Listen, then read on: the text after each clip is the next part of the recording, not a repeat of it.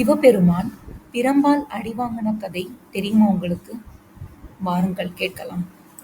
முன்பொரு காலத்தில் மன்னர் அரிமர்த்தன பாண்டியன் மதுரையை ஆண்டு வந்தான்.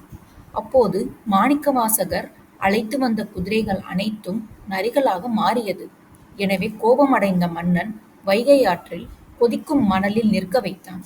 அப்போது இறைவனின் திருவருளால் வைகை ஆற்றில் வெள்ளம் கரைபுரண்டு ஓடியது.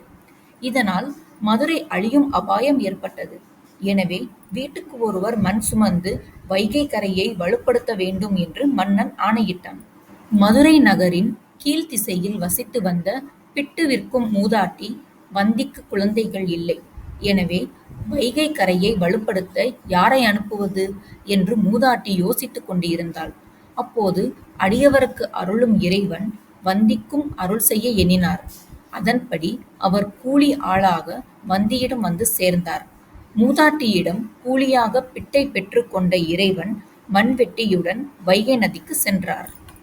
அங்கு அவர் நீரில் குதித்து விளையாடிக் கொண்டிருந்ததால் காவலர்கள் இறைவனின் முதுகில் தங்கப் பிரம்பால் ஓங்கி அடித்தார்கள்.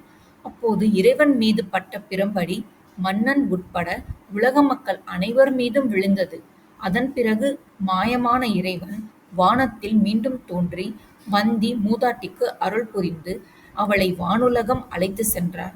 சோமசுந்தர பெருமானின் திருவிளையாடலைக் கண்ட மன்னன் மணிவாசகப் பெருமானை சிறையிலிருந்து விடுவித்தான். இதுவும் சிவபெருமானின் திருவிளையாடல்களில் ஒன்று.